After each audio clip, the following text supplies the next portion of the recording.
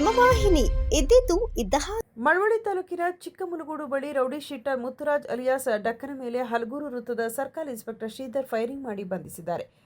ಕೊಲೆ ಯತ್ನ ಹಾಗೂ ರೌಡಿ ಚಟುವಟಿಕೆಗಳು ಸೇರಿದಂತೆ 5ಕ್ಕೂ ಹೆಚ್ಚು ಪ್ರಕರಣಗಳಲ್ಲಿ ಭಾಗಿಯಾಗಿ ತಲೆಮರೆಸಿಕೊಂಡಿದ್ದ ಮುತ್ತುರಾಜ್ ಅಲಿಯಾಸ್ ಡಕ್ಕನನ್ನು ಖಚಿತ ಮಾಹಿತಿ ಮೇರೆಗೆ ಭಾನುವಾರ ಬೆಳ್ಳಂಬೆಳಿಗ್ಗೆ ಬಂಧಿಸಲು ಹೋದಾಗ ಪೊಲೀಸ್ ಸಿಬ್ಬಂದಿ ಸಿದ್ದರಾಜು ಮೇಲೆ ಮಾರಕಾಸ್ತ್ರಗಳಿಂದ ದಾಳಿ ಮಾಡಿದ್ದಾನೆ. ಮೊದಲು ಗಾಳಿಯಲ್ಲಿ ಒಂದು ಸುತ್ತು ಗುಂಡು ಹಾರಿಸಿ ಶರಣಾಗುವಂತೆ ಎಚ್ಚರಿಕೆ ನೀಡಿದ್ದಾರೆ. ಆದರೂ ಸಹ ಪೊಲೀಸರ ಮೇಲೆ ಹಲ್ಲೆ ಮಾಡಲು ಮುಂದಾದಾಗ ಆತ್ಮರಕ್ಷಣೆಗಾಗಿ ಪೊಲೀಸರು ಗುಂಡು ಹಾರಿಸಿ ಬಂಧಿಸಿದ್ದಾರೆ. ಆರೋಪಿಯನ್ನು ಹೆಚ್ಚಿನ ಚಿಕಿತ್ಸೆಗಾಗಿ ಮಂಡ್ಯ ಮಿಮ್ಸ್ ಆಸ್ಪತ್ರೆಗೆ ದಾಖಲು ಮಾಡಲಾಗಿದ್ದು ಹಲಗೂರು ಪೊಲೀಸ್ ಠಾಣೆಯಲ್ಲಿ ಪ್ರಕರಣ ದಾಖಲಾಗಿದೆ. ಹಲಗೂರು ಪೊಲೀಸ್ ಠಾಣಾ ವ್ಯಾಪ್ತಿಯಲ್ಲಿ ಜುಲೈ 30ರಂದು ಕಾಂತರಾಜು ಎಂಬಾತನ ಕೊಲೆ ನಡೆದಿತ್ತು. ಈ ಸಂಬಂಧ ಕೊಲೆ ಪ್ರಕರಣ ದಾಖಲಾಗಿತ್ತು. ಸಿಪಿಐ ಶ್ರೀಧರ್ ಪ್ರಕರಣ ದಾಖಲಿಸಿಕೊಂಡು ತನಿಖೆಯನ್ನು ಆರಂಭಿಸಿದರು. ಪ್ರಕರಣದಲ್ಲಿ 2 ಆರೋಪಿಗಳನ್ನು ಬಂಧಿಸಲಾಗಿತ್ತು.